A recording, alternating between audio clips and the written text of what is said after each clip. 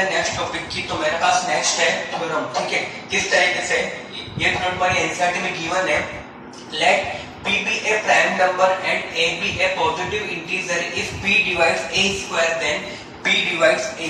Simply इस theorem के statement के अकॉर्डिंग मुझे ये गिवन है कि मेरे पास अगर p कोई एक प्राइम नंबर है, अगर p a स्क्वायर को डिवाइड करता है, p divides a square, then ये कंपलसरी होगा कि p a को भी डिवाइड करेगा, ठीक है।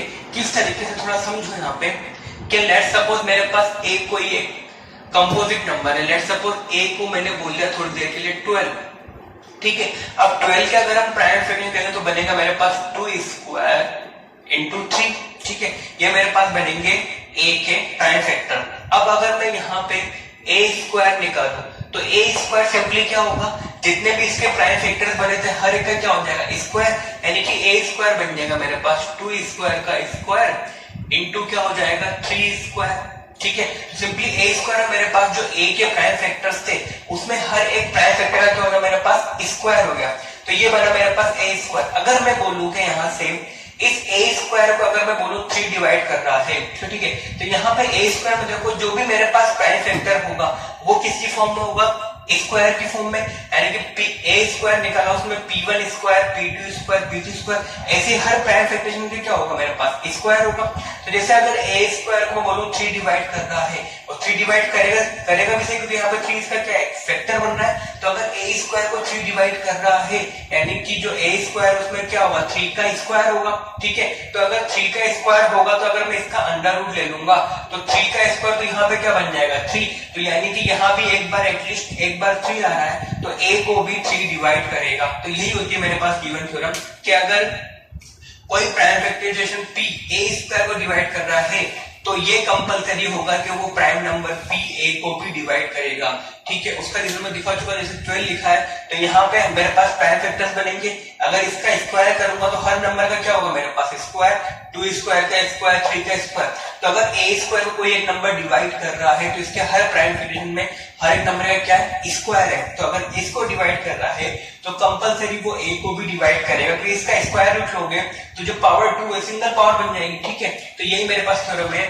If let p be a prime number and a be a positive integer if p divides a square, यानी कि a स्क्वायर को p डिवाइड करता है तो ये कंपलसरी होगा कि p a को भी डिवाइड करेगा, ठीक है। ये काम की चीज है, इसका यूज करके हम बहुत सारी चीजें प्रूफ करेंगे कि कोई भी नंबर इरेशनल कब होता है या इरेशनल कब बनता है, ठीक है। अब इसका प्रूफ देखो, प्रूफ कुछ भी नहीं है। देखो हमको पता है कि अगर मेरे पास a कोई प्राइम नंबर है, a को मेरे पास कंपोजिट नंबर है, तो उसको मैं ऐसे लिख सकता हूँ प्राइम फैक्टर्स के फॉर्म में। तो लेट्स सपोज यहाँ लिखा फॉर्म का fundamental of the arithmetic we can write, जो a बनेगा मेरे पास वो कुछ ऐसा ही बनेगा, a बनेगा मेरे पास p1 into p2 into p3 prime factors के फॉर्म में। उसके मैंने कर दी a के प्राइम फैक्टर्स कर दी इस तरीके से, ठीक है। तो यहाँ मेरे पास p1 p2 p3 डिफरेंट भी हो सकते हैं और सेम भी हो सकते हैं, ठीक है।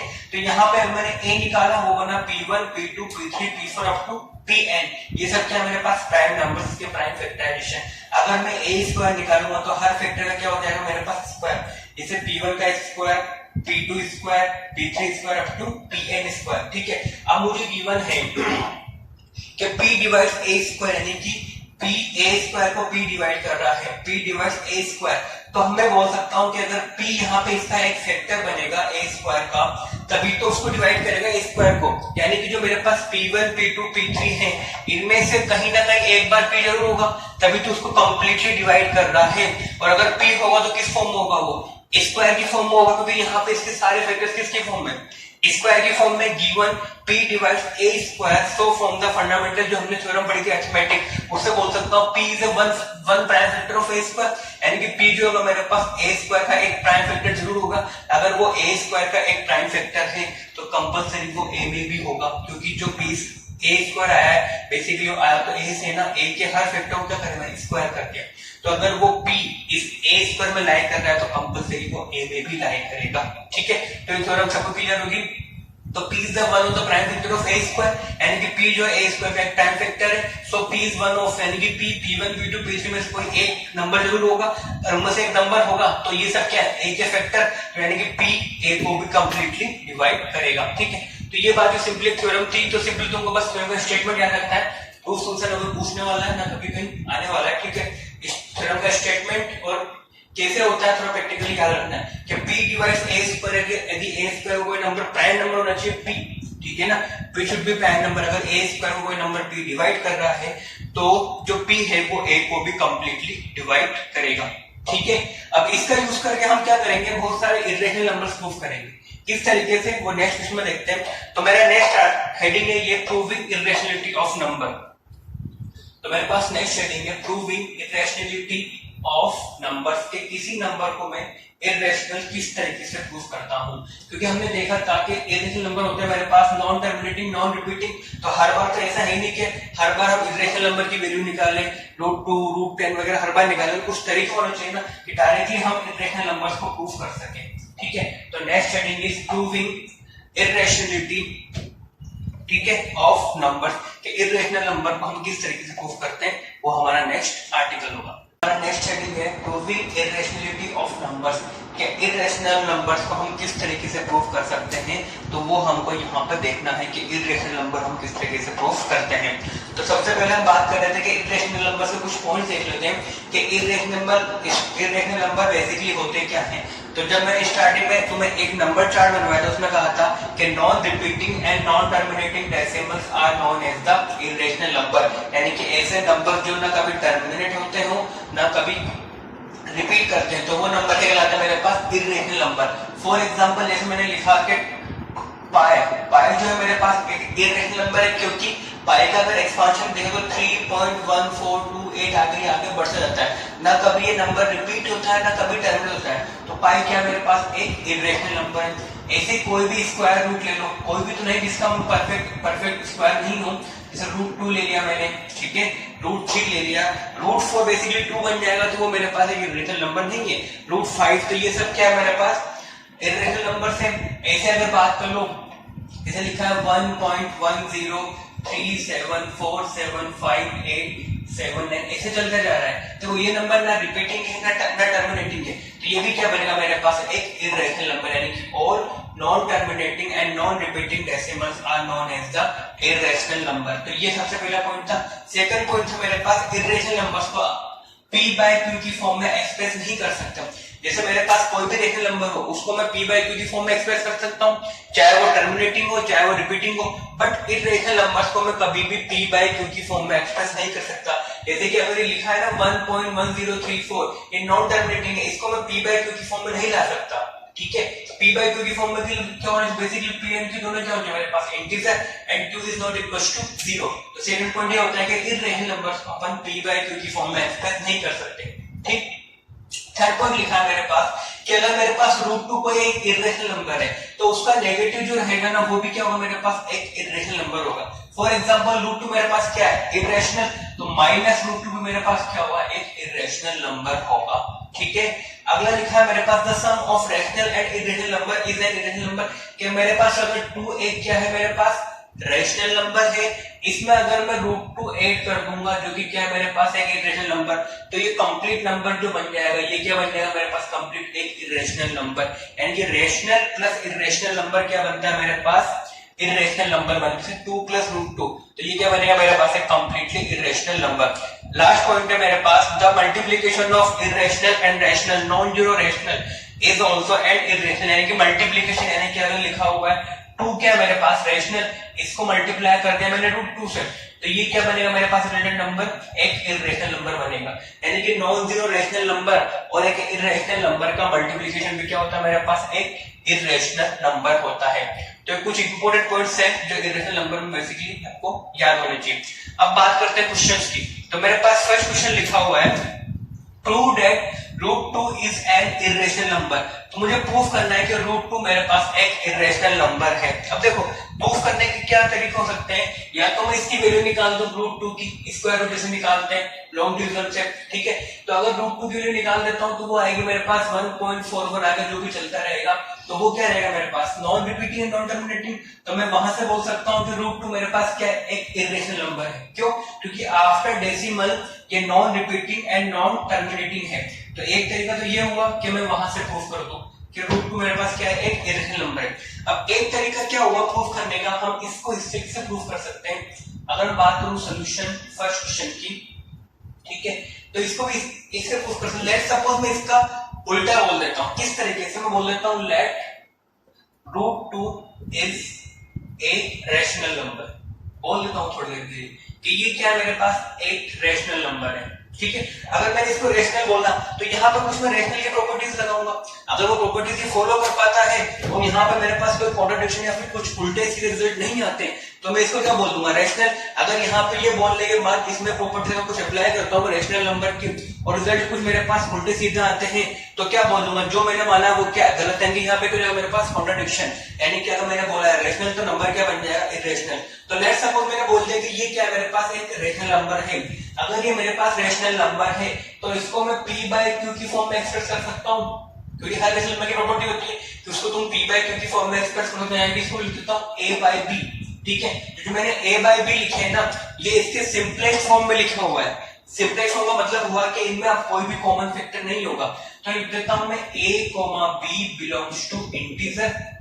ठीक है, इंटीजर है एंड को a, b are coprime.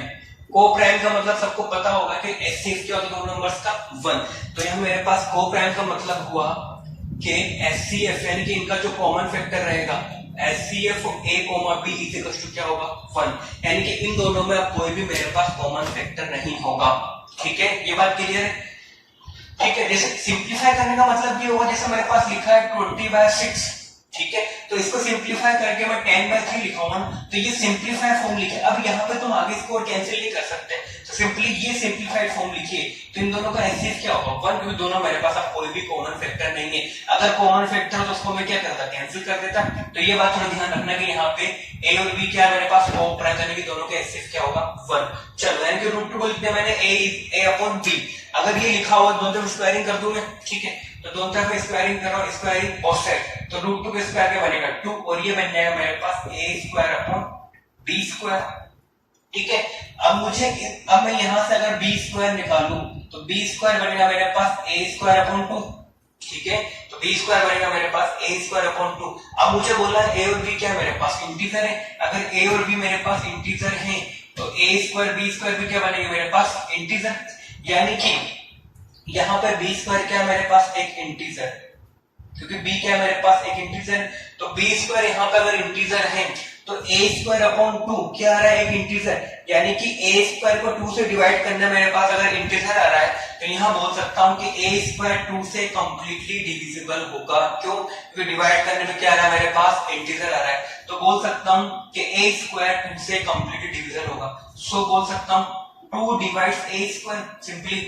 ठीक है, एफिलिएट में लिख दो, यहाँ पे लिख दो, सो a² is completely divisible bye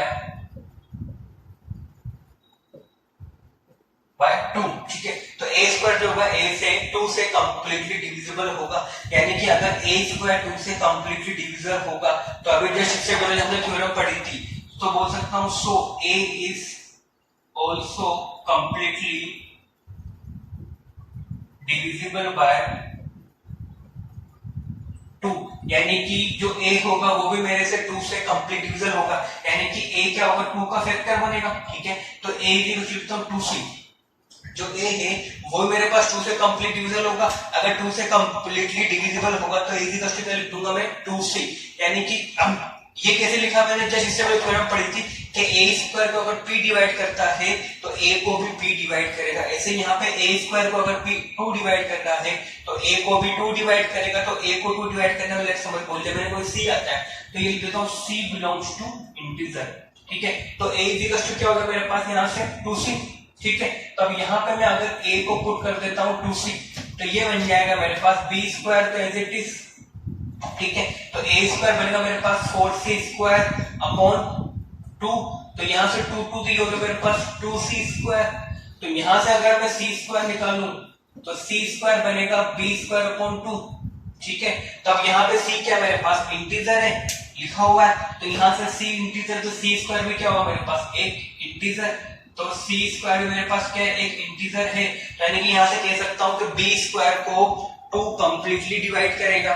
ठीक है, तो b² को 2 कंप्लीटली डिवाइड करेगा, तो एज पर थ्योरम b को भी 2 कंप्लीटली डिवाइड करेगा, यानी कि a को भी 2 डिवाइड कर रहा है, b को भी 2 डिवाइड कर रहा है, तो दोनों में 2 क्या होगा मेरे पास एक कॉमन फैक्टर। बट यहाँ मैंने क्या बोला था कि a एंड b मेरे पास कोई भी कॉमन फैक्टर नहीं है, तो यहाँ पे क्या हो गया कॉन्ट्रडिक्शन हो गया ना। मैंने माना था कोई कॉमन फैक्टर नहीं होगा, बट यहाँ मेरे पास 2 एक कॉमन फैक्टर आ गया ना, तो यानी कि जो चीज मैंने मानी वो क्या गलत है। यानी कि मैंने क्या बोला था रैशनल, तो नंबर क्या बनेगा मेरे पास इररेशनल। तो यहां लिख सकता हूं हियर b2 divides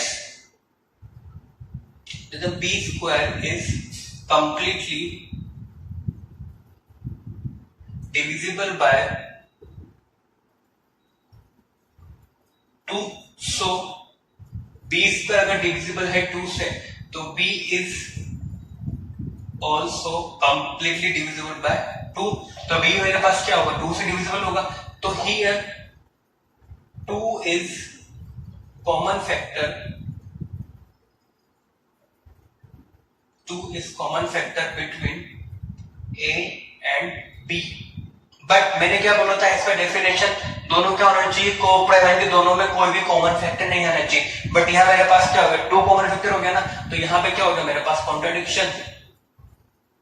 तो अगर कॉन्ट्रडिक्शन हो गया तो जो मैंने माना वो क्या गलत है। सो क्या लिख दूंगा a and b, so √2 is A irrational number, क्योंकि अगर ये कॉन्ट्रडिक्शन आ गया एंड कि जो मैंने माना वो क्या गलत है, तो √2 क्या बन जाएगा यहाँ पे मेरे पास एक irrational number. So √2 is an irrational number, so √2 is an irrational number. ठीक है, सबको क्लियर हो किस तरह से करना है। सिंपली देख लो मैंने क्या किया यहाँ पे, मैंने बोल दिया कि √2 क्या है मेरे पास एक इरेशनल नंबर है। तो अगर ये इरेशनल नंबर है तो यहाँ पर अगर कोई रेशनल नंबर्स की प्रॉपर्टीज लगाऊं तो वो वैलिड होगी। ठीक है, तो यहाँ पर अगर ये रेशनल नंबर है तो √2 को बोल दिया मैंने √2 बोल दिया a अपॉन b, तो यहाँ पे a एंड b पे कंडीशन लगाई k और b क्या मेरे पास इंटीजर है और a और b क्या मेरे पास कोप्राइम, यानी कि इनका एचसीएफ क्या है मेरे पास 1। यहाँ पे मैंने स्क्वायरिंग करी तो √2 का स्क्वायर 2, ये बना a square upon b square. तो यहाँ से मैंने b स्क्वायर कितना बनेगा a स्क्वायर अपॉन 2। ठीक है, तो यहाँ मेरे पास b अगर इंटीजर है तो b स्क्वायर भी क्या होगा मेरे पास इंटीजर, यानी कि a स्क्वायर अपॉन 2 क्या रहा मेरे पास इंटीजर। तो अगर इंटीजर रहा तो a स्क्वायर 2 से कंप्लीटली डिविजिबल होगा, तो a square is completely divisible by 2। तो एज पर theorem a is also completely divisible by 2, यानी कि a भी 2 से completely divisible होगा, यानी कि a जो होगा 2 का मल्टीपल होगा, यानी कि a is equal to 2c, और c क्या यहाँ पे एक इंटीजर बोल दिया। तो a is equal to 2 से मैंने यहाँ पुट किया तो क्या बनेगा b square is equal to 4c square upon 2, 2 cancel किया बना 2c स्क्वायर, तो यहाँ से निकाला मैंने c स्क्वायर, तो क्या बनेगा b स्क्वायर अपॉन 2। यहाँ मेरे पास c इंटीजर था तो c स्क्वायर भी क्या होगा इंटीजर, तो b स्क्वायर अपॉन 2 क्या है मेरे पास इंटीजर, यानी कि b स्क्वायर भी 2 से कंप्लीटली डिवाइड होगा। तो b स्क्वायर अगर 2 से कंप्लीटली डिवाइड है तो एज पर थ्योरम b भी 2 से कंप्लीटली डिवाइड होगा, तो b भी क्या होगा एक 2 का, b भी 2 का मल्टीप्लिकेशन होगा और a भी मेरे पास 2 का मल्टीपल है, तो दोनों में एक कॉमन फैक्टर हो गया ना 2। बट मैंने यहाँ बोला था कि दोनों में कॉमन फैक्टर क्या है 1, यानी कि दोनों में कोई भी कॉमन फैक्टर नहीं है। बट यहाँ मेरे पास 2 दोनों में क्या आ रहा है कॉमन फैक्टर, तो यानी कि यहाँ पे क्या हो रहा है मेरे पास कॉन्ट्रडिक्शन है कि जो मैंने माना वो क्या है गलत है। तो मैंने क्या बोला था रेशनल यानी कि नंबर्स क्या बनेंगे दोनों, ये √2 क्या बनेगा मेरे पास एक इरेशनल नंबर। तो इस तरीके से इन क्वेश्चंस को प्रूफ किया जाता है।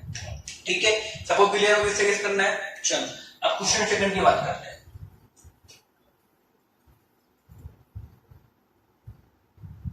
क्वेश्चन सेकंड मेरे पास है 2.5 minus √3 is an irrational number। अभी हमने एक पॉइंट देखा था कि रेशनल प्लस इरेशनल क्या होता है, इरेशनल होता है, तो वही हमको देखना है क्योंकि देखो 5 क्या है यहाँ पे एक रेशनल नंबर है, यहाँ पे 5 क्या है मेरे पास एक रेशनल, √3 क्या बनेगा इरेशनल, वो प्रूफ कर सकते हैं सेम इस तरीके से। तो रेशनल माइनस इरेशनल क्या बनेगा इरेशनल, वो हमने पॉइंट देखा तो वो हमको यहाँ पे प्रूफ करना है। तो इसका प्रूफ बात करते हैं क्वेश्चन नंबर सेकंड, बात करते हैं सॉल्यूशन। तो लेट सपोज वही स्टेप्स बोल लेता हूं, लेट 5 minus √3 is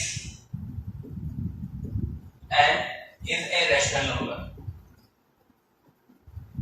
ठीक है, तो मैंने बोल दिया वही कि मेरे पास क्या है एक रेशनल नंबर है। अगर ये मेरे पास रेशनल नंबर है तो इसको लिख पाऊंगा मैं a by b की फॉर्म में, तो a by b बन जाएगा। ठीक है, तो a by b की फॉर्म बोल देते हैं, बोल सकता हूं मैं a, b belongs to integer and a, b और b is not coprime, ठीक है, and b is not equal to 0, b 0 नहीं हो सकता ना, ठीक है। तो यहां से अगर मैं निकालूं तो √3 इज इक्वल टू बनेगा मेरे पास 5 माइनस, तो √3 इज इक्वल टू बनेगा 5 माइनस a बाय b, ठीक है। तो यहां से √3 इज इक्वल टू हो जाएगा 5b minus a upon b, ठीक है। अब यहाँ पे मेरे पास सिंस मुझे पता है कि a अपॉन b क्या है मेरे पास, एक रेशनल नंबर है, एक रेशनल नंबर है ना, a और b क्या मेरे पास इंटीजर, तो a और b इंटीजर है तो 5b भी क्या बनेगा इंटीजर, a b क्या इंटीजर, तो इंटीजर माइनस इंटीजर इंटीजर होता है, पढ़ा हुआ क्लोजर प्रॉपर्टी, ठीक है। और अपॉन b तो ये b क्या है इंटीजर है ना, तो ये पूरा क्या बन गया इंटीजर अपॉन इंटीजर, क्या हो गया एक ये रेशनल नंबर, यानी कि ये मेरे पास क्या है रेशनल नंबर, ठीक है। और ये क्या है मेरे पास इरेशनल, तो कभी भी रैशनल इरेशनल इक्वल नहीं होते क्योंकि दो डिफरेंट कैटेगरीज है ना नंबर्स की, एक रैशनल एक इरेशनल, तो कभी इक्वल नहीं हो सकते, यानी कि दोनों अगर इक्वल नहीं है यानी कि जो मैंने माना है वो क्या है गलत है, यानी कि क्या बनेगा ये एक इरेशनल नंबर बनेगा। Here a, b belongs to integer, so 5b minus a upon b should be rational, ठीक है, but √3 is an irrational number, ठीक है। सो कभी भी rational and irrational number equal नहीं हो सकते, तो यहां पे क्या आ रहा है मेरे पास कॉन्ट्रडिक्शन आ रहा है, सो कॉन्ट्रडिक्शन रूट, तो यहां पे मेरे पास 5 minus √3 is an irrational number, ठीक है। तो वो क्या बनेगा मेरे पास एक इरेशनल नंबर बनेगा, क्यों, क्योंकि यह रैशनल ये इरेशनल दोनों कभी इक्वल नहीं सकते ना, तो यहाँ पे क्या होगा मेरे पास कॉन्ट्रडिक्शन है कि जो मैंने माना वो क्या गलत है, तो ये नंबर क्या बोला था मैंने रैशनल, बट नंबर क्या बन जाएगा फाइनल मेरे पास इरेशनल नंबर। तो ये इस तरीके से क्वेश्चंस को प्रूव किया जाता है, ठीक है। तो ये सेकंड क्वेश्चन है। ऐसे थर्ड क्वेश्चन में प्रूव करना है कि √3 माइनस √2 एक इरेशनल नंबर बनेगा, ठीक है। तो वो देखो कैसे प्रूव करना होता है, सेम ये प्रोसेस अप्रोच करेंगे। तो ये हो मेरे पास सेकंड क्वेश्चन। अब थर्ड क्वेश्चन की बात करते हैं। तो थर्ड क्वेश्चन है मेरे पास prove that √3 minus √2 is an irrational number. तो मुझे प्रूफ करना है, थर्ड की बात करते हैं सॉल्यूशन। क्या प्रूफ करना है, √3 एक इरेशनल, तो वापस इसको क्या बोलते हैं, let √3 minus √2 be a rational. अगर ये रैशनल है तो इसको लिख पाऊंगा मैं a बाय b की फॉर्म में, यानी कि लिखूंगा √3 minus √2 is equal to a by b, ठीक है। अब स्क्वायरिंग कर देते हैं इसकी, क्योंकि यहाँ तो कोई रैशनल लिख नहीं रहा है, तो क्या कर देते हैं स्क्वायरिंग बोथ साइड, तो ये बनेगा मेरे पास a प्लस b का a माइनस b का होल स्क्वायर, तो 3 square minus 2a b plus b square is equal to a square upon b square. तो 3 प्लस 2 5, तो यहां से निकलेगा मेरे पास 2 into √6 is equals to 5 minus a square upon b square। ये नेगेटिव इधर जाकर पॉजिटिव, इधर आकर नेगेटिव, तो यहां से अगर मैं √6 निकालूंगा तो वो बनेगा मेरे पास 5b square minus a square upon 2। अब यहां मैंने बोला है रैशनल, तो a and b क्या बनेंगे मेरे पास integer, and b is not equals to 0, ठीक है, और कोप्राइम। तो ये लिख दिया मैंने। अब मुझे पता है कि a और b क्या है मेरे पास इंटीजर है, a और b अगर मेरे पास इंटीजर तो b स्क्वायर भी क्या होगा इंटीजर। 5 से मल्टीप्लाई करने पे एक और integer, integer minus integer integer, क्यों, क्लोजर प्रॉपर्टी फॉलो होती है अपॉन 2, तो क्या बनेगा एक ही रैशनल, तो ये बनेगा मेरे पास रैशनल, बट ये क्या है मेरे पास इरेशनल। तो कभी भी मेरे पास रैशनल इरेशनल क्या इक्वल नहीं होते, तो यानी कि जो मैंने माना है वो क्या गलत है। सो √3 minus √2 is an irrational number, ठीक है। क्लियर हुआ किससे प्रूफ करना है, तो बाकी थर्ड क्वेश्चन की। अब फोर्थ क्वेश्चन की बात करते हैं। फोर्थ क्वेश्चन लिखा मेरे पास prove that √p plus √q is irrational number where p and q are primes, ठीक है। मुझे बोला है कि अगर p और q प्राइम नंबर है तो √p और √p प्लस √q क्या बनेगा मेरे पास एक इरेशनल नंबर बनेगा। यहाँ पे प्राइम क्यों बोला, क्योंकि प्राइम नंबर्स का तुम कभी भी एक परफेक्ट स्क्वायर नहीं होता है, ठीक है। फॉर एग्जांपल जैसे प्राइम नंबर लिया मैंने 3, तो 3 के जो फैक्टर्स बनेंगे वो बनेंगे 3 into 1, तभी तो प्राइम कहलाएगा। जो प्राइम नंबर में मेरे पास दो ही फैक्टर होते हैं, 1 एंड नंबर इटसेल्फ, तो उसका तुम अगर स्क्वायर रूट लोगे तो कभी रूट से बाहर नहीं निकल पाएगा ना, क्योंकि उसके स्क्वायर के कोई फैक्टर ही नहीं है ना। तो वो ये कहना चाह रहा है कि अगर p एंड q मेरे पास प्राइम नंबर है तो root p plus root q क्या बनेगा, एक इरेशनल नंबर बनेगा। लेट्स सपोज अगर ये प्राइम नहीं होते, लेट्स सपोज मैंने p को बोल दिया 16 और q को बोल दिया मैंने 25, जो कि दोनों प्राइम नहीं है। जैसे 16 हो गया और ये हो गया मेरे पास 25, तो ये तो 4 5 9 क्या बन गया मेरे पास, एक रेशनल नंबर। तो वही कहना चाह रहा है कि अगर p एंड q मेरे पास प्राइम होंगे तभी root p plus root q क्या होगा, एक इरेशनल नंबर होगा। ठीक है, तो वही यूज करते हैं हम, क्या यूज करते हैं, कॉन्ट्रडिक्शन। तो वही बोल देते हैं लेट, क्वेश्चन नंबर 4 की बात कर रहे हैं, solution, let root p plus root q is a rational number. वही स्टेप, सेम स्टेप रहती है। ठीक है, तो यहाँ पर अगर रैशनल नंबर है तो root p plus root q is equal to a upon b, condition a comma b belongs to integer and b is not equals to 0। अगर अब ये बना तो इसकी क्या कर देते हैं, स्क्वायरिंग। तो स्क्वायरिंग कर देंगे, यहाँ से स्क्वायरिंग कर रहा हूँ बोथ साइड, तो ये बनेगा a प्लस b का होल स्क्वायर, तो क्या बनेगा p plus 2 times of under root p क्या हो जाएगा, under root p into under root q is equal plus q is equal to क्या बनेगा, a square upon b square बनेगा। तो यहां से निकालूंगा हो जाएगा अंडर रूट 2pq, तो ये बनेगा मेरे पास a square upon b square minus p minus q। तो यहां से अंडर रूट pq निकालूंगा तो बन जाएगा a square minus pb square minus qb square upon 2b square. तो ये हो गया मेरे पास। अब मुझे बोला है p एंड q क्या मेरे पास प्राइम नंबर से, since p and q are prime numbers, तो p इंटू q।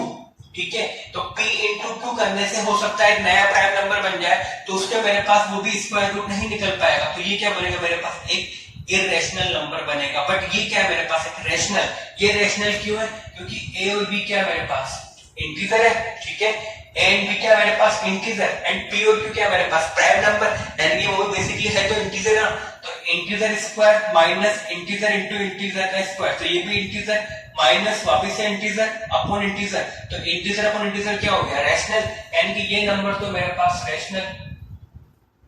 ठीक है, ये रैशनल है। बट p एंड q क्या मेरे पास prime, since p and q are prime numbers, so under root of p क्या बनेगा, एक इरेशनल। क्योंकि ये प्राइम नंबर है तो इसका मेरे पास रूट से बाहर नहीं निकल पाएगा ना कभी भी, क्योंकि रूट से बाहर निकलने के मेरे पास वो एक क्या होना चाहिए, परफेक्ट स्क्वायर। ठीक है, बट उसके फैक्टर्स होते हैं मेरे पास प्राइम नंबर्स के, तो रूट से बाहर नहीं निकल पाएगा। तो ये क्या बनेगा मेरे पास, एक इरेशनल नंबर। तो कभी मेरे पास रैशनल इरेशनल क्या इक्वल नहीं होते, बेसिकली जो मैंने माना था रैशनल वो क्या है, गलत है। तो क्या बनेगा मेरे पास, ये एक इरेशनल नंबर बनेगा। ठीक है, तो लिख सकते हैं सिंस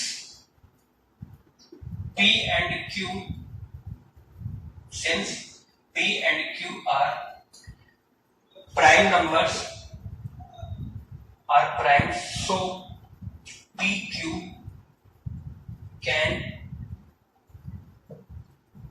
not be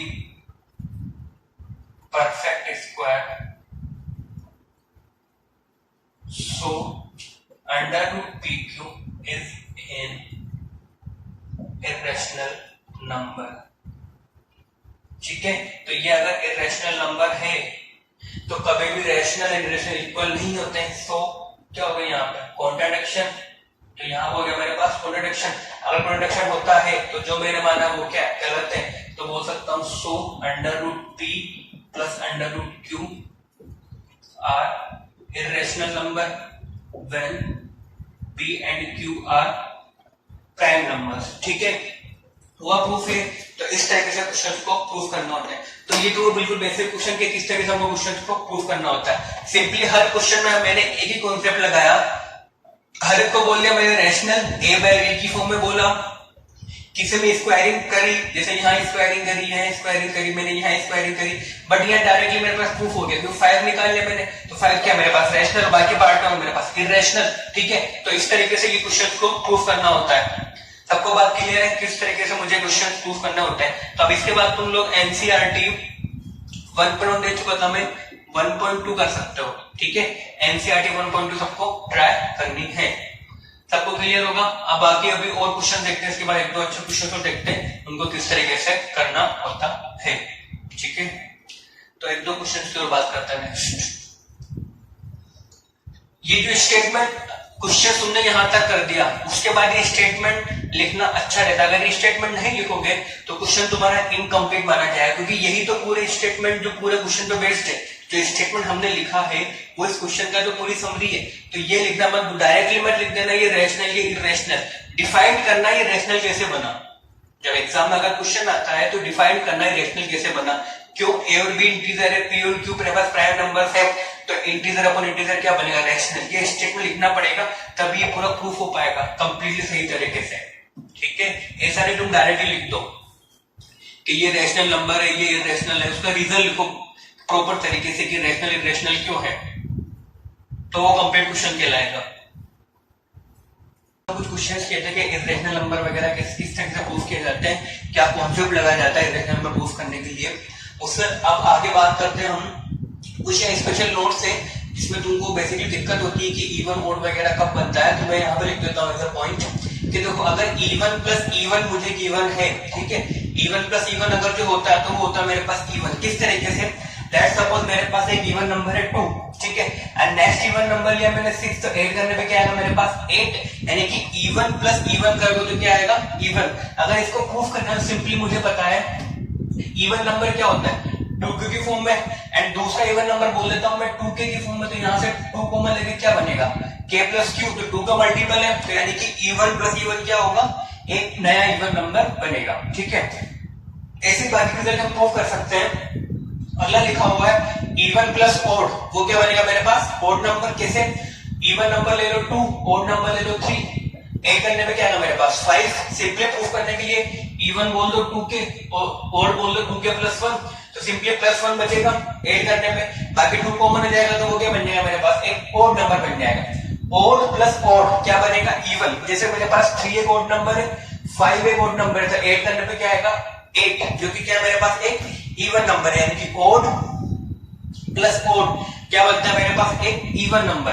अगर इसको सिंपली प्रूफ करना है तो मेरे पास ओड नंबर होता है 2k प्लस 1 की फॉर्म में, और दूसरा बोल देता हूं मैं 2m प्लस 1 की फॉर्म में, तो 2k प्लस m और 1 प्लस 1 कितना होगा 2, तो सिंपली 2 से 2 बाहर निकल गया तो क्या बन जाएगा एक इवन नंबर, यानी कि ओड प्लस ओड क्या होता है मेरे पास एक इवन नंबर होता है।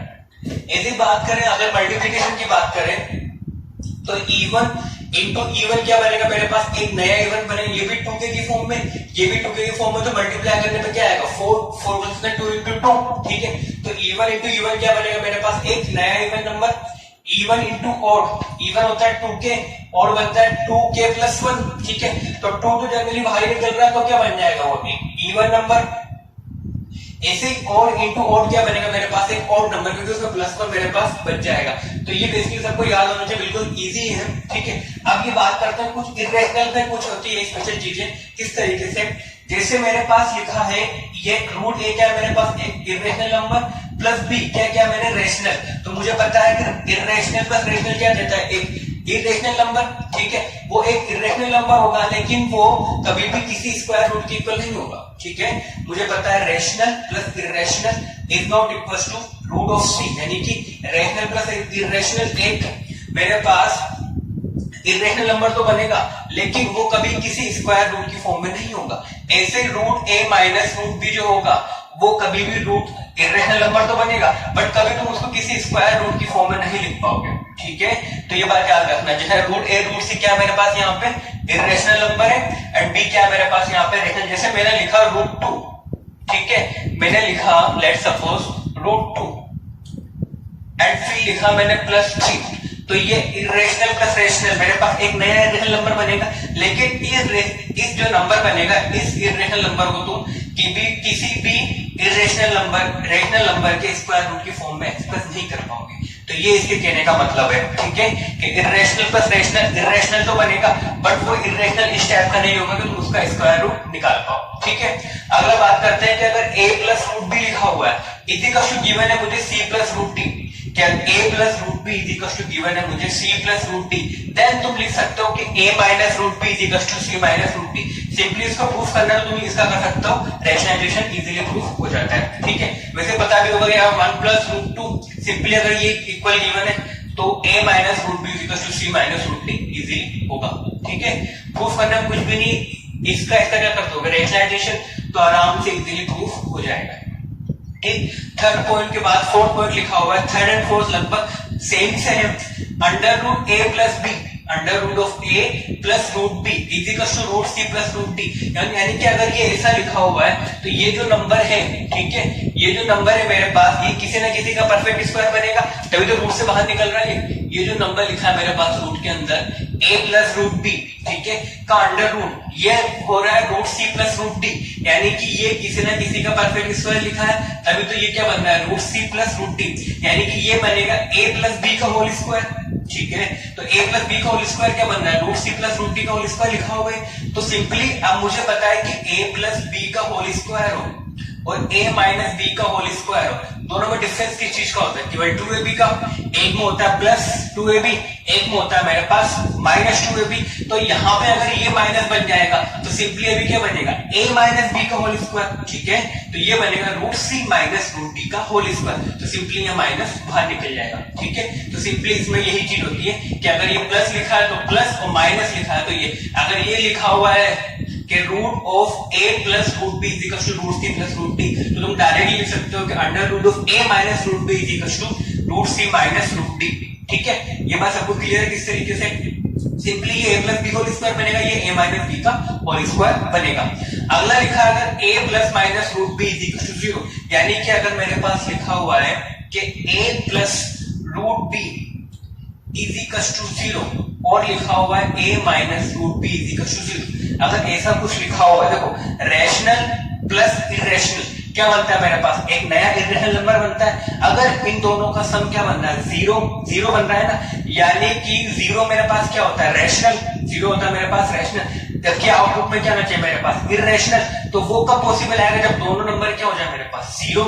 ठीक है, कि ये भी जीरो बन जाए, ये भी जीरो बन जाए, तो सिंपली आउटपुट क्या जाएगा मेरे पास जीरो, क्योंकि रैशनल प्लस इरेशनल क्या मिलता है मुझे, एक इरेशनल, ऐसे रैशनल माइनस इरेशनल क्या मिलता है, इरेशनल, बट इनका आउटपुट क्या आ रहा है, इज इक्वल टू जीरो, वो आ रहा है मेरे पास एक रैशनल नंबर। तो वो कब पॉसिबल है, जब ये दोनों क्या बन जाए मेरे पास जीरो के इक्वल। ठीक है, तो a भी जीरो बन जाए एंड b भी जीरो बन जाए, तो जीरो प्लस माइनस जीरो क्या होगा, जीरो ही होगा।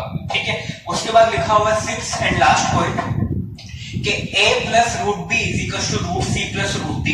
ठीक है, और अगर ऐसा लिखा हुआ है a minus root B is equal to C minus root D, अगर इन दोनों में से कोई भी एक फॉर्म लिखा हो, जैसे ये लिखा है कि a plus root B is equal to root C plus root D, ठीक है, ये लिखा हुआ है, तो यहां से देखो ये मेरे पास रैशनल, ये मेरे पास इरेशनल, तो ये बनेगा मेरे पास एक नया इरेशनल नंबर।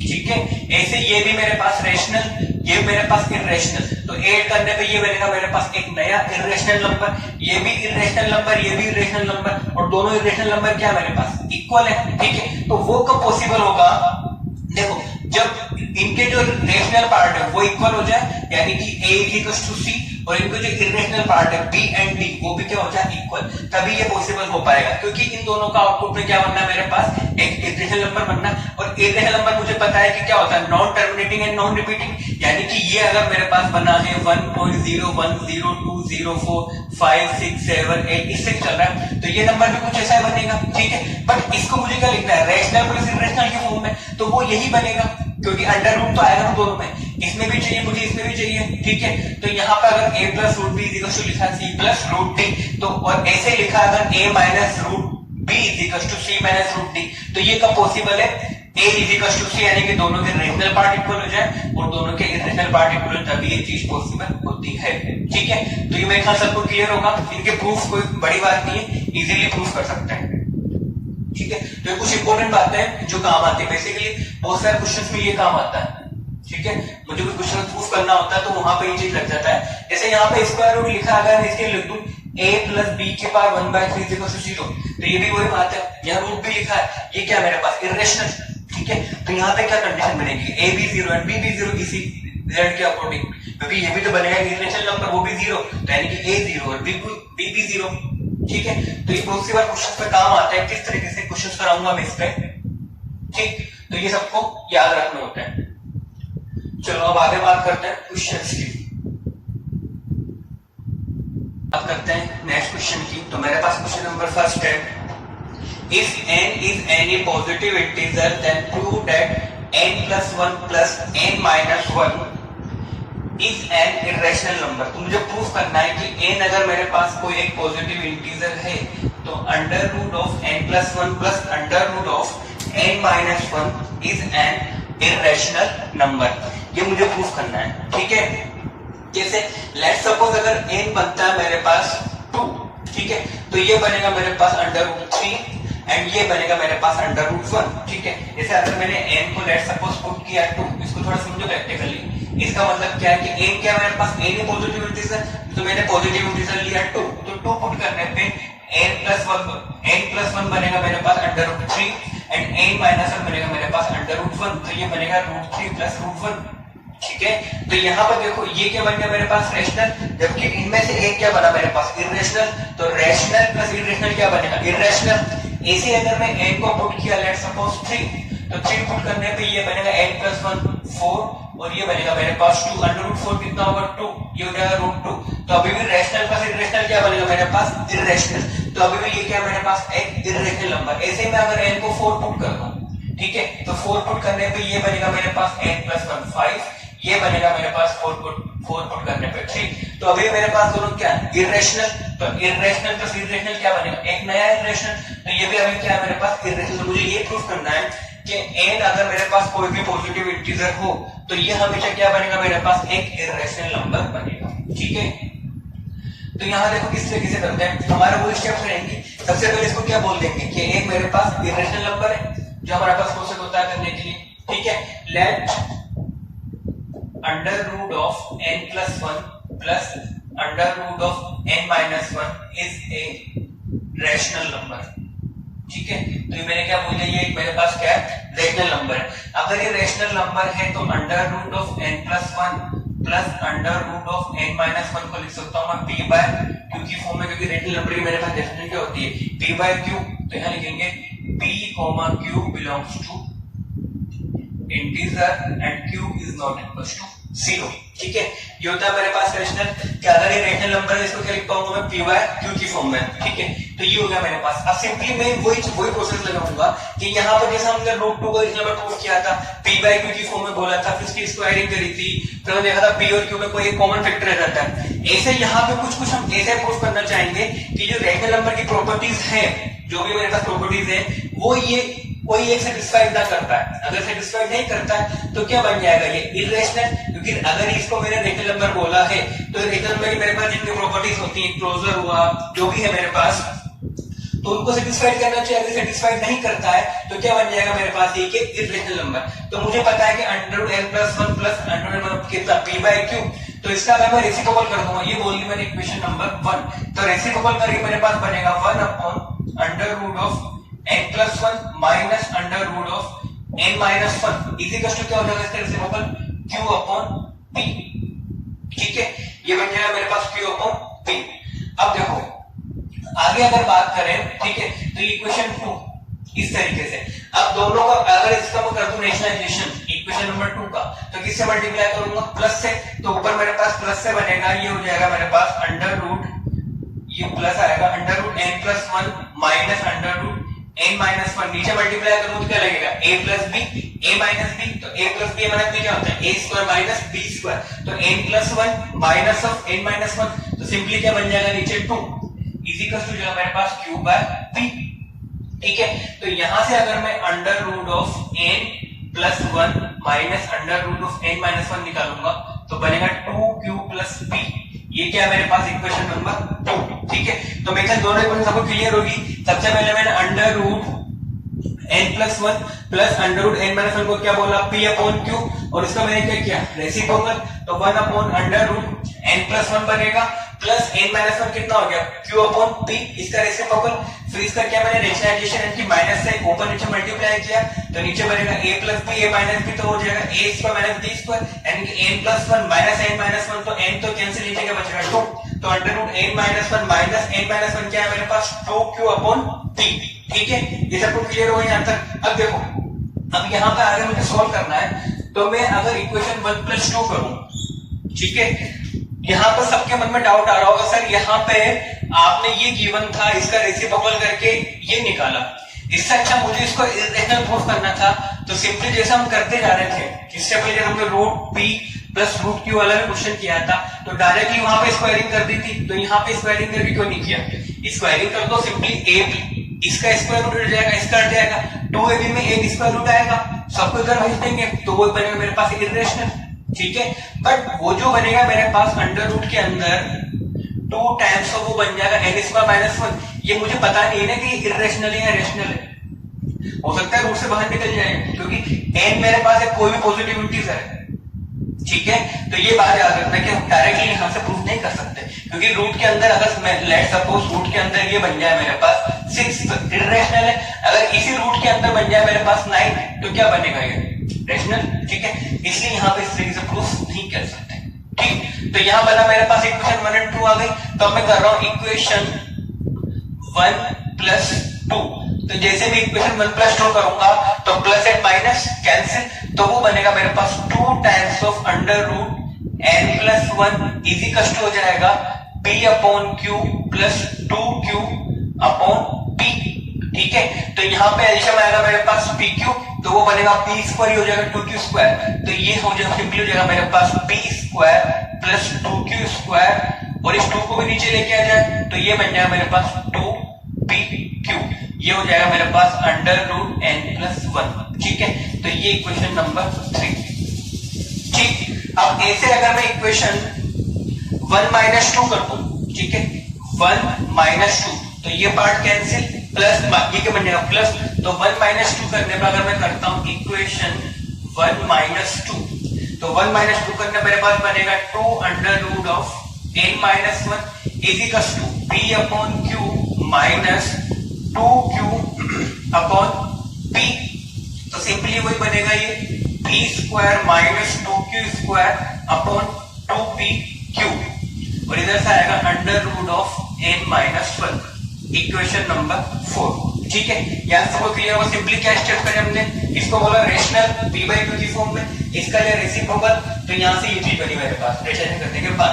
अब सिंपली स्क्वायर करके प्रूफ क्यों नहीं किया, उसका रीजन मैं बता चुका हूं। ठीक है, तो ये सबको क्लियर है। अब देखो यहां से क्या प्रूफ करेंगे, अब मुझे पता है p एंड q क्या मेरे पास एक इंटीजर, p भी एक इंटीजर है, q भी एक इंटीजर है। अगर इंटीजर है तो यहां से देखें अगर अपन, तो p² क्या बनेगा, एक नया इंटीजर, q² एक नया इंटीजर, ये पूरा क्या बनेगा इंटीजर प्लस इंटीजर, एक और इंटीजर, ये भी क्या बनेगा इंटीजर इंटू इंटीजर, इंटीजर। तो ऊपर में मेरे पास क्या लिखा है एक इंटीजर, नीचे भी क्या लिखा है मेरे पास एक इंटीजर, तो दोनों अगर इंटीजर लिखे तो सिंपली ये क्या लिखा है मेरे पास एक रेशनल नंबर। ठीक है, ऐसे यहां भी बात करें p² integer minus integer upon integer into integer, तो वो भी क्या इंटीजर अपॉन इंटीजर क्या बनेगा एक और रेशनल नंबर। ठीक है, तो ये दोनों क्या लिखे मेरे पास रेशनल नंबर, और यहाँ पर जो रेशनल नंबर लिखा उस पर स्क्वायर रूट में लिखा है ना, तो यानी कि under root of n + 1 is equal to एक रेशनल नंबर। जैसे अंडर रूट ऑफ n + 1 अगर सोल्व करने पे लेट्स सपोज आता है p और q पुट करने पे n/3, तो यहाँ मैं बोल सकता हूँ कि n + 1 जो बनेगा एक परफेक्ट स्क्वायर नंबर बनेगा, यानी कि यहाँ पे अगर let's suppose under root n + 1 मेरे पास 10/3 आया, तो यहाँ मैं बोल सकता हूँ कि जो n + 1 बनेगा वो क्या होगा एक परफेक्ट स्क्वायर, क्योंकि रूट ले रहे हो तुम बट साथ में आउटपुट में क्या रहा मेरे पास रेशनल, यानी कि ये आ रहा है, तो n + 1 क्या बनेगा मेरे पास एक परफेक्ट स्क्वायर नंबर। ठीक है, तो यहाँ से मैं कंक्लूजन निकाल सकता हूँ कि under root n + 1 is equal to rational, so we can say that n + 1 should be a perfect square number. ठीक है, ऐसे यहाँ बोल सकता हूँ मैं n - 1 should be a perfect square number।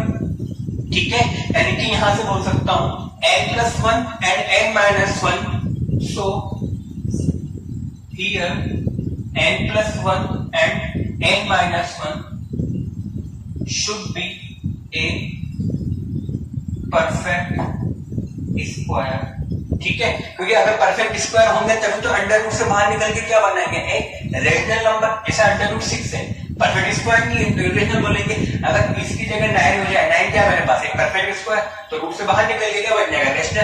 यानी कि n+1 एंड n-1 मेरे पास क्या होंगे, एक कंप्लीट परफेक्ट स्क्वायर होंगे। ठीक है, अब ये हो गया। अब यहाँ पे देखो, अब एक परफेक्ट स्क्वायर है। अब मैं यहाँ पर अगर जैसे मुझे पता लग गया कि n+1 एंड n-1 क्या है मेरे पास, एक परफेक्ट स्क्वायर, उनका अगर मैं डिफरेंस लेता हूं n+1 माइनस ऑफ n-1, तो ये बनेगा मेरे पास 2। यानी कि ये एक परफेक्ट स्क्वायर लिखा है, ये एक परफेक्ट स्क्वायर लिखा हुआ, डिफरेंस कितना आ रहा है मेरे पास 2। यानी कि दो परफेक्ट स्क्वायर का डिफरेंस कितना आ रहा है मेरे पास 2। तो एक प्रॉपर्टी होती है इस तरीके से कि देखो समझो, मेरे पास दो परफेक्ट स्क्वायर लिखे हैं। लेट्स सपोज एक लिखा है, सबसे लोवेस्ट नंबर लिया मैंने 1, उसके बाद लिया 2। अगर दोनों मेरे पास इंटीजर हैं, तो n एक इंटीजर है तो n+1 इंटीजर, n-1 इंटीजर। अगर देखो इनका परफेक्ट स्क्वायर करता हूं तो 2 का परफेक्ट स्क्वायर मेरे पास आएगा 4 और 1 का स्क्वायर कितना होगा 1। तो डिफरेंस करने में कितना आएगा मेरे पास, एटलीस्ट 3। यानी कि दो इंटीजर्स के परफेक्ट स्क्वायर का अगर डिफरेंस करोगे तो एटलीस्ट 3 तो आएगा। ठीक है, एटलीस्ट क्या है मेरे पास, दोनों इक्वल नहीं है। ठीक है, तो अगर मैंने लोवेस्ट भी बना, लोवेस्ट इंटीजर क्या बनेगा 1 और दूसरा क्या बनेगा 2।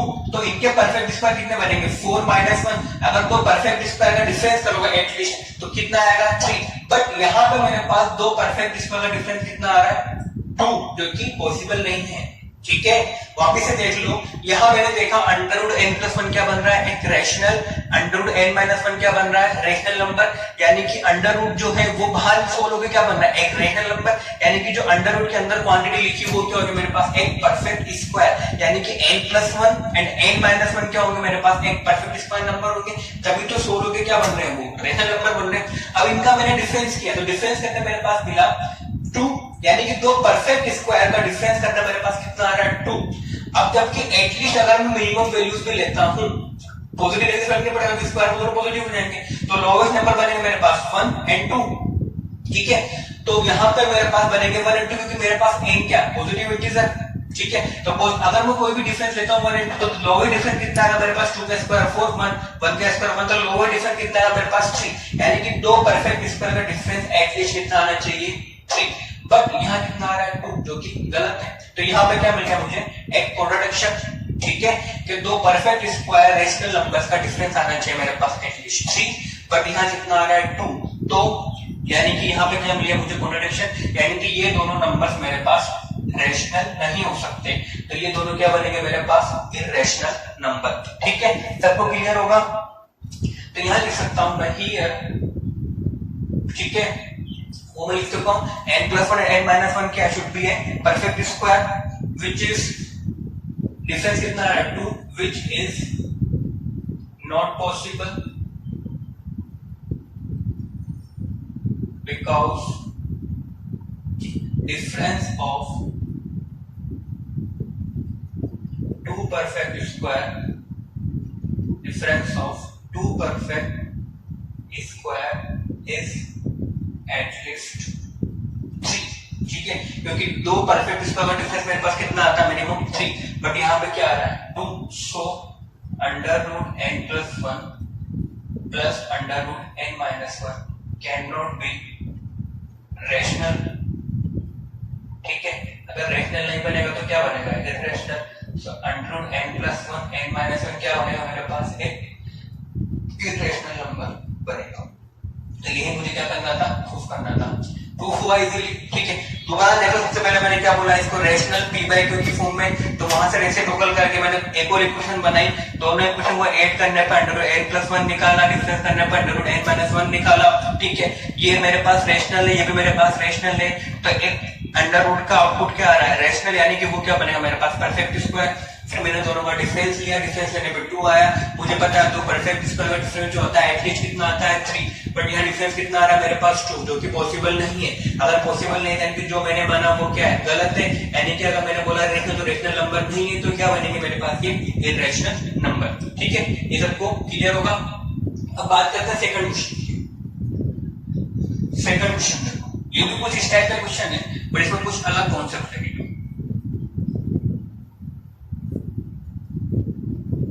देखो सेकंड क्वेश्चन,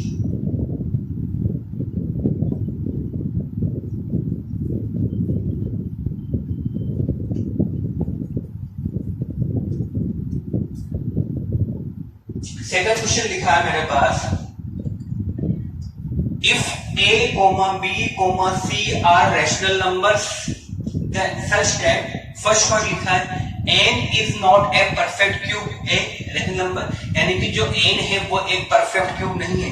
यानी कि फर्स्ट पॉइंट का जो मतलब हुआ, अगर इसमें सोल्यूशन की बात करते हैं तो इसके जो क्वेश्चन लिखा है उसको अपन लिख लेते हैं मतलब फॉर्म में। यानी कि फर्स्ट पॉइंट जो लिखा है कि n is not a perfect cube, यानी कि n की पावर 1/3 क्या बनेगा मेरे पास, एक इरेशनल नंबर, क्योंकि उसने बोला है कि n एक मेरे पास परफेक्ट क्यूब नहीं है, यानी कि n की पावर 1/3 क्या बनेगा मेरे पास, एक इरेशनल। लेट्स सपोज अगर n मेरे पास होता है 8, तो 8 क्या मेरे पास 2 क्यूब लिखा है ना, तो क्या बन गया मेरे पास, एक परफेक्ट क्यूब।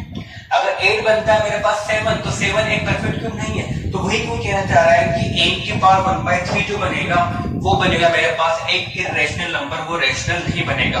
ठीक है, तो इस लाइन का मेरे पास ये मतलब हुआ कि n की पावर 1/3 क्या बनेगा मेरे पास, एक इरेशनल नंबर बनेगा। ठीक, सेकंड पॉइंट लिखा हुआ है, if a plus b n raised to power 1/3 plus c n raised to power 2/3 is equals to 0, then prove that a is equals to b is equals to c is equals to 0।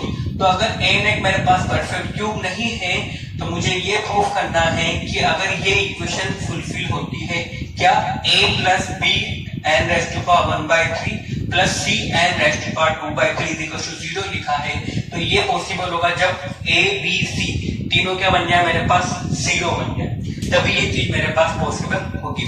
ठीक है, अब देखो इसको कैसे proof करेंगे। ये लिखा है रैशनल, ये इरेशनल, वो भी इरेशनल बनेगा। ठीक है, तो मुझे इनका सम क्या प्रूफ करना है, ये 0 गिवन है मुझे, तो ये कब होगा जब मेरे पास तीनों क्या बन जाए, जो कोएफिशिएंट लिखे हैं मेरे पास a b c, वो क्या बन जाए मेरे पास 0।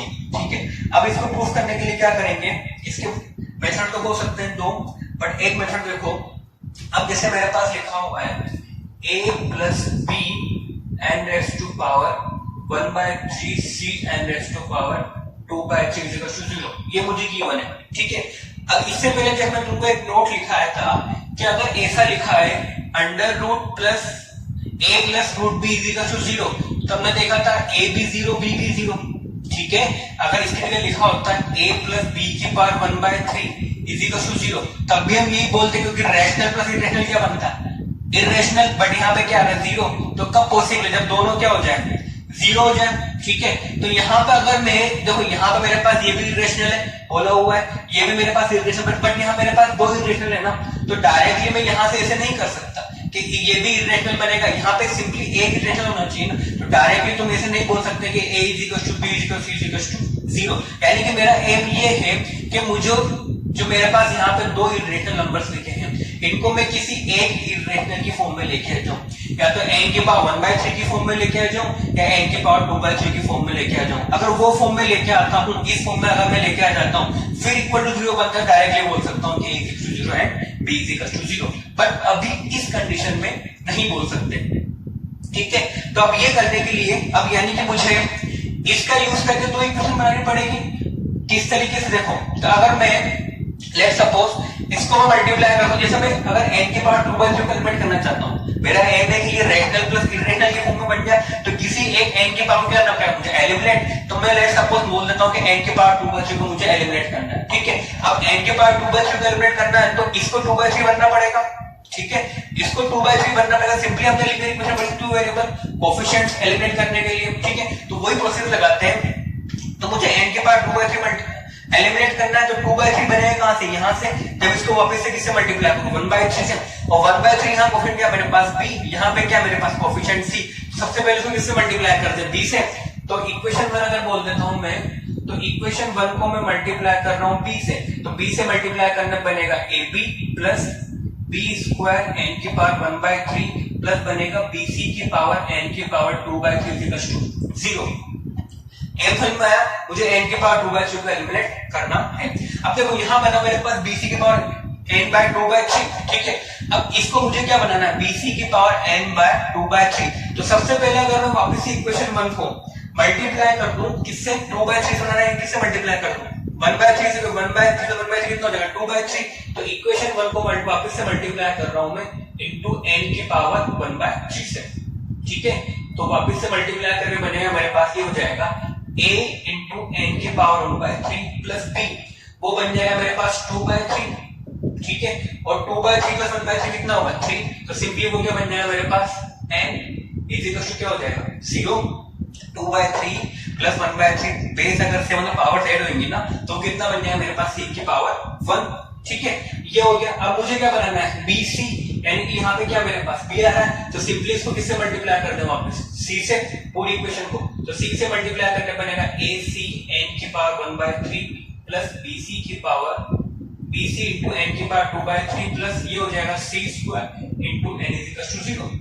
ये हो गया मेरे पास इक्वेशन 1, ये बोल देता हूं मैं 2, ये बोल देता हूं मैं 3। अब दोनों कोएफिशिएंट इक्वल हो गए मेरे पास, ठीक है, दोनों इक्वल हो गए। दोनों क्या कर देते हैं डिफरेंस, यानी कि अब मैं कर रहा हूं इक्वेशन 3 - 2, 3 - 2, तो देखो ये बनेगा मेरे पास ac, ये दोनों टर्म तो क्या हो जाएंगे कैंसिल, यहाँ n की पावर 1/3 वहां n की पावर 1/3 कॉमन निकाल लेते हैं, तो ये कांस्टेंट बचेगा। तो मैंने अगर n की पावर 1/3 कॉमन निकाला तो यहाँ से बचेगा ac, वहां कॉमन लेने से क्या बचेगा -b², ठीक है, ये हो चुका। यहाँ से बनेगा मेरे पास c² n और वहां से बनेगा -ab, ठीक है। बाकी दोनों टर्म्स तो मेरे पास कैंसिल। सबको क्लियर है किस तरीके से किया, दोबारा देख लो। यहाँ पर मेरे पास मैंने क्या किया, ठीक है, कि सिंपली ये गिवन था मुझे एबीसीआर रेशनल नंबर्स था, मुझे बोला है कि n जो मेरे पास एक परफेक्ट क्यूब नहीं है, यानी कि n की पावर 1/3 एक रेशनल नंबर नहीं आएगा, यानी कि वो क्या है मेरे पास एक इक्वेशन, तो मुझे प्रूफ करना था a प्लस b n की पावर 1/3 प्लस c n की पावर 2/3 इज इक्वल टू 0। अगर ऐसा होता है तो मुझे प्रूफ करना है a is equal to b is equal to c is equal to 0। तो सिंपली ये मैंने लिखा। अब मैं क्या चाहूंगा कि यहाँ मेरे पास n/3 और n की पावर 2/3 दोनों क्या मेरे पास इरेशनल, तो इस इक्वेशन का यूज करके मैं एक इरेशनल लेके आऊंगा, क्योंकि हमने पढ़ा था कि अगर a plus root b is equal to 0 तो a is equal to 0 b is equal to 0। यहाँ मेरे पास दो इरेशनल नंबर डायरेक्टली नहीं लिख सकता मैं, ठीक है। तो वो लाने के लिए मैं क्या करता हूँ, इनमें से किसी एक को एलिमिनेट करना पड़ेगा। चाहो तो 1/3 को एलिमिनेट कर सकते हो, ठीक है, चाहो 2/3 को एलिमिनेट कर सकते हो, तो मैंने 2/3 को एलिमिनेट किया। तो n की पावर 2/3, अब n की पावर 2/3 एलिमिनेट करना है तो ये क्या बनना चाहिए 2/3, तो कोएफिशिएंट जैसा मैं उसमें करता लीनियर में वैसे ही करने, तो यहाँ पे कोएफिशिएंट क्या है b, यहाँ पे क्या है c, तो सिंपली एक बार मैंने b से मल्टीप्लाई कर दिया, तो b से मल्टीप्लाई करने पे ab b² ये बन जाएगा, ये बन गया bc के पावर n/2/3। अब वापस इसका यूज करके बनाना मुझे n की पावर 2/3, तो 1/3 को किससे मल्टीप्लाई करना पड़ेगा वापस से 1/3 से, तो वापस से 1/3 और कितना होगा 2/3, तो मैंने 1/3 से मल्टीप्लाई करके इक्वेशन बन गई। अब ये क्या लिखा है कोएफिशिएंट bc, तो यहाँ भी क्या होना चाहिए bc, तो वापस से मैंने एक बार c से मल्टीप्लाई कर दिया, फिर दोनों इक्वेशन के करे मैंने सब्ट्रैक्ट, तो सब्ट्रैक्ट करने मेरे पास ये रिजल्ट बना। अब देखो ये रिजल्ट बना मेरे पास abc क्या है मेरे पास रेशनल है, तो ये रेशनल क्या बनेगा रेशनल, ठीक है। ऐसे ये a भी रेशनल n भी रेशनल, तो ये भी क्या बनेगा मेरे पास रेशनल, बट यहाँ लिखा है n की पावर 1/3, तो ये क्या बनेगा मेरे पास इरेशनल, रेशनल इंटू इरेशनल क्या बनेगा इरेशनल, यानी कि ये इरेशनल ये रेशनल, ठीक है। तो बेसिकली अभी कुछ ऐसा फॉर्मेट लिखा है c² n minus ab plus ac की power minus b² into n की पावर 1/3 इक्वल टू 0। तो ये कुछ ऐसा फॉर्मेट लिखा है जो अभी देखा था हमने कि a प्लस b की पावर 1/3 इज इक्वल टू 0 लिखा है, तो a is equal to 0 and b is equal to 0। Rational plus irrational अगर 0 लिखा है तो रेशनल पार्ट और इरेशनल पार्ट दोनों क्या बनेंगे 0। तो ये रेशनल पार्ट है मेरे पास इस क्वेश्चन का, और ये क्या है मेरे पास इरेशनल पार्ट, तो दोनों पार्ट क्या होंगे मेरे पास 0, क्योंकि ये इरेशनल पार्ट है, ठीक है। तो दोनों पार्ट 0 होंगे, तो इसको अगर 0 करूंगा तो मेरे पास पहला बनेगा ac minus b² is equal to 0, तो यहां से बनेगा ac is equal to b², ठीक है। ये मेरे पास फर्स्ट कंडीशन है, ठीक है।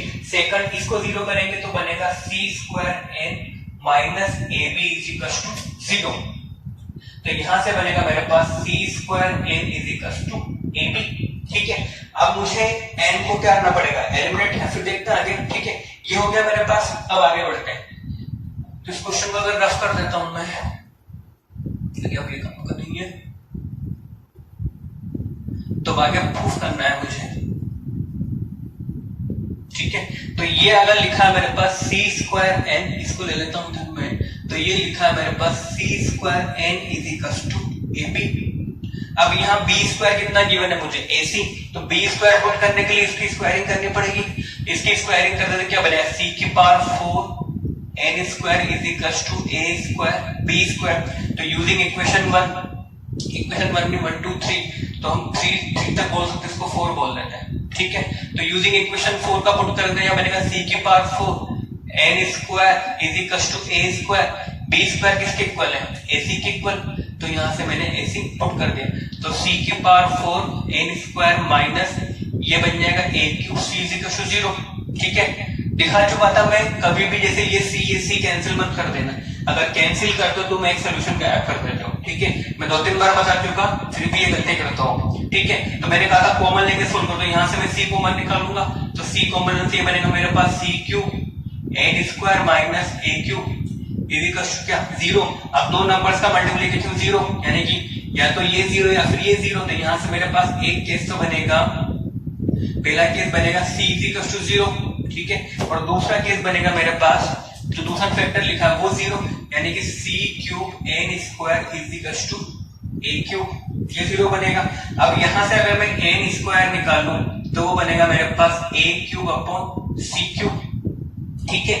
तो अगर यहां से अगर मैं n square is equals to लिखा हुआ है ac क्यूब, ठीक है। अगर दोनों तरफ में पावर 1/3 ले लूं तो ये बनेगा मेरे पास n स्क्वायर, इसकी पावर कितनी हो जाएगी 1/3 is equals to 1 upon ac। अब इसको पावर्स को मैं इंटरचेंज कर सकता हूं, मुझे पता है, तो सिंपली ये बन जाएगा n की पावर 1/3 इज और पावर पे 2 चल जाएगा इज इक्वल्स टू क्या लिखा ac। सिंपली पावर इंटरचेंज कर सकते हैं, कोई बड़ी बात नहीं है ना। तो यहां से देखो, अब मुझे गिवन था कि n की पावर 1/3 क्या है मेरे पास, एक इरेशनल नंबर, ठीक है। तो ये मेरे पास एक इरेशनल नंबर है, ठीक है। उसका क्या लिखा मेरे पास स्क्वायर, ठीक है। अगर ये क्यूब होता तो फिर भी एक रेशनल बन जाता, अगर यहाँ पे 3 होता तो क्या बन जाता, सिंपली एक रेशनल। बट पावर 1/3 यानी कि क्यूब रूट लिखा है उसका स्क्वायर, तो वो भी क्या बनेगा मेरे पास एक रेशनल इरेशनल नंबर बनेगा। तो ये इरेशनल, बट a और c क्या मेरे पास इंटीजर है, रेशनल है, तो ये भी क्या बनेगा एक रेशनल, यानी कि ये तो है मेरे पास रेशनल और ये है मेरे पास इरेशनल, जो कि कभी इक्वल नहीं हो सकते। यानी कि ये जो मैंने सोल्व किया ये आंसर गलत है, ठीक है। यानी कि यहां से सोल्व करने से जो आंसर आया वो क्या गलत है। तो सिंपली अगर आंसर वैलिड होगा तो क्या वैलिड होगा, c इज इक्वल टू 0, ठीक है। अगर तुम यहाँ पे c कैंसिल कर दे तुम्हारा आंसर आता ही, ठीक है। बात समझ में आई। सिंपली देखो, ये मैंने बनाई इक्वेशन, रेशनल प्लस इरेशनल क्या किया मैंने 0, तो रेशनल पार्ट 0 इरेशनल पार्ट 0, तो वहां से आया b square is equal to ac। Irrational part को 0 किया तो ये बना, और वहां b स्क्वायर था, यहाँ मैंने स्क्वायरिंग करी, b स्क्वायर पुट किया, c कॉमन निकाला, तो दो नंबर्स का मल्टीप्लिकेशन 0, तो यहाँ से c 0 इसको 0 किया तो c cube n square is equal to a cube, तो n स्क्वायर बना a cube upon c cube, तो n square a by c का होल क्यूब। तो यहाँ से पावर 1/3 लिया तो ac बन जाएगा, ये बन जाएगा n स्क्वायर की पावर 1/3। तो पावर्स को डिवीजन कर सकता हूँ मैं, सिंपली अगर 2 क्यूब लिखा है या 2 लिखा है तो 2 और 3 को डिवीजन कर सकते हैं, बात एक ही है। तो मैंने वही किया, n की पावर 1/3 का स्क्वायर। अब मुझे गिवन था n क्या है, परफेक्ट क्यूब नहीं है, परफेक्ट क्यूब नहीं तो ये क्या बनेगा मेरे पास इरेशनल, ये इरेशनल की पावर क्या है स्क्वायर, तो क्या बनेगा एक इरेशनल, तो ये इरेशनल, ये क्या मेरे पास रेशनल, तो दोनों का भी इक्वल नहीं हो सकते, दोनों इक्वल नहीं हो सकते, यानी कि ये जो रिजल्ट क्या है गलत है। यानी कि ये जो रिजल्ट, तो मेरे पास आंसर क्या बचेगा c इज इक्वल टू 0, यानी कि c इज इक्वल टू 0 मेरे पास अगर एक आंसर है, ठीक है। c इज इक्वल टू 0 अगर मैं यहाँ पुट करूंगा c 0 तो b स्क्वायर कितना हो जाएगा 0, तो b स्क्वायर 0 तो b भी कितना होगा 0। अब c भी 0 है b भी 0 है, किसी भी इक्वेशन पुट कर दो, जैसे यहाँ पुट कर दो b 0 c 0, तो a को भी क्या होना पड़ेगा 0। तो सिंपली मुझे ये प्रूफ करना था कि a is equal to b is equal to c is equal to 0, और वो मेरा प्रूफ हो चुका है, ठीक है। क्वेश्चन थोड़ा अच्छा है, ठीक है। मैं बिल्कुल क्लियर कर चुका हूँ किस तरीके से क्या क्वेश्चन को करना होता है, और ये कभी भी कैंसिल मत कर देना, एक सोल्यूशन नहीं तो गायब हो जाएगा, वही मेरा आंसर आ रहा है, ठीक है। तो ये इक्वल क्यों नहीं थे, ये इरेशनल है, ये रेशनल है, तो मैंने जो आंसर निकाला वो क्या है गलत है, ये गलत है, तो आंसर क्या वैलिड होगा ये, ठीक है। अगर ये आंसर सही होता तो ये भी एक वैलिड आंसर होता, ये भी वैलिड आंसर होता, बट ये वैलिड नहीं तो वैलिड क्या होगा वो वाला। तो सबको क्लियर हो क्वेश्चन किस तरीके से किया मैंने, एक बार को ट्राई करना, इस तरीके से मैंने पूरे क्वेश्चन को समझा है, ठीक है। चलो अब आगे बात करते हैं नेक्स्ट टॉपिक।